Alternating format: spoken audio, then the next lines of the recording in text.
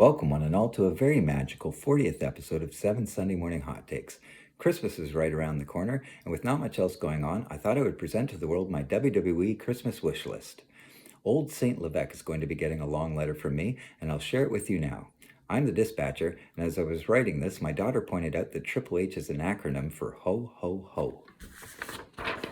Hot take number 1. My first Christmas wish might be an unpopular one, but it's me sitting on Santa's lap right now, and Christmas is about what I want and nothing else. Also, it's not really a gift for me, it's a gift for Cody Rhodes, a fully gift-wrapped heel persona. I still think he attacked Jacob Fatu, but my bias might be fantasy booking an unrealistic conclusion there.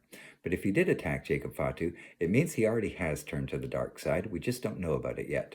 But the real reason I want him to turn heel is a purely selfish one. I want him to get new entrance music that reflects his new evil character so that I never have to hear that awful theme song of his ever again. Please, Santa, I don't mind if he stays the champion, but please give Cody a new personality and theme song under the tree this year. And put him on the naughty list. Hot take number 2. Here's another one that's just for me, and if it actually happens, it's mine and you can't have it, and I'm not sharing.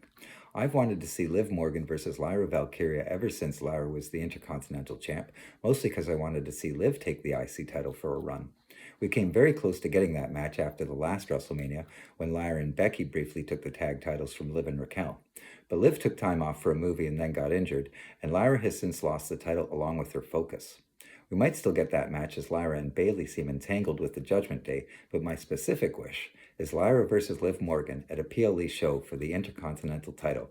I will be a very happy boy if we get that match in 2026. Hot take number 3. Here's one for everyone, although I really don't know how realistic it is. A gift that everyone can enjoy would be the healthy freaking return of Seth freaking Rollins. And the time and place to do it, the showcase of the Immortals, the grandest stage of them all, the last Vegas Mania before it goes all Saudi on us, WrestleMania 42.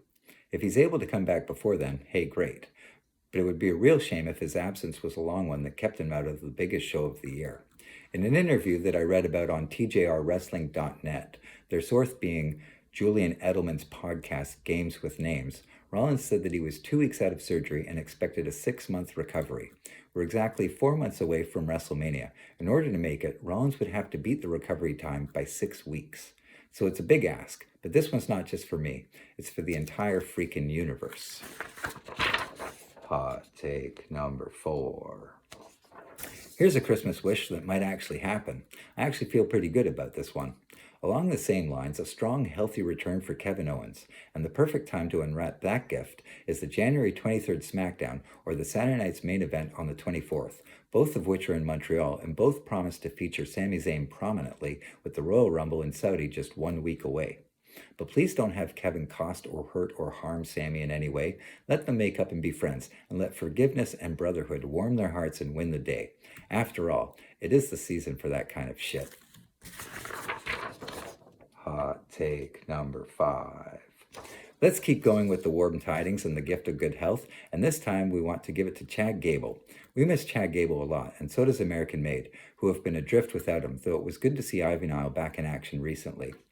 But I don't just want a healthy Chad Gable, I want Chad Gable pushed to the moon, or at least to the upper stratosphere.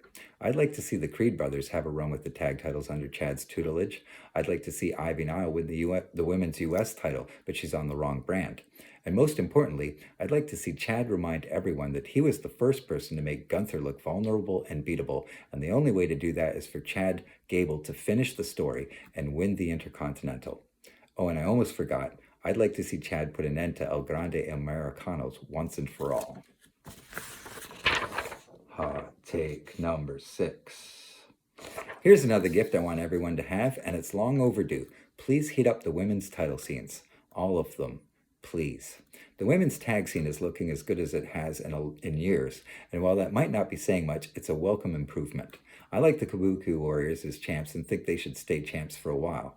Please don't hot potato these titles around, but instead have the Kabuki Warriors knock off contender after contender and make winning them actually mean something.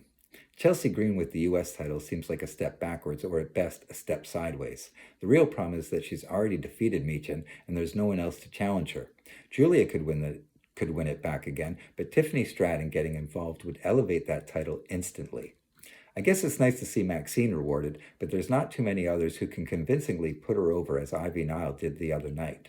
Lyra, Roxanne, Raquel, and of course Liv Morgan are all way ahead of Maxine on the depth chart and would make far more believable mid-card champions. But lastly, our two main event champions, both of whom are super talented and are each being booked into heatless title runs so far. Stephanie Vacour has gone ice cold, and Jade looks great, but she's like a tiger in a cage, just prowling around with nothing to do. While we're all still waiting for Bianca Belair to return and set Jade's title run on fire, at this rate, Naomi might return first. I said those exact words 7 weeks ago. Meanwhile, you have Becky, Io, Rhea, Charlotte, Asuka, Nia Jax, Lash Legend, Bayley, and Liv Morgan, all of them healthy, all of them possible main eventers, and all of them, except Becky, mixing around in the tag division, leaving the champs with no one to fight except Michin and BFAB and Nikki Bella. That would be laughable if it wasn't so sad. Side note, I don't want to take anything away from Raquel Rodriguez. It's good to see her getting a push. She deserves it. But enough with the Nikki Bella bullshit already. Why is she getting so much screen time when you have so many better options available? And let's please turn up the temperature on all the women's titles and make them exciting again. Hot take number 7. I'm not sure how popular this last one will be, but if Santa gave the Wyatt Six a lump of coal for Christmas, I don't think they'd mind too much. Then I would like to see Santa strip the Wyatt Six of their tag team titles for being so boring and hold a tournament to find new champions. That may not seem fair, but there's a group of homeless people outside my supermarket that have better personalities, and that's not fair either. 8 teams. The Street Profits, DIY, Motor City Machine Guns, Fraxium, Javon Evans and Leon Slater, the Creed Brothers, Las Garza, and Tama Tonga and Tongaloa.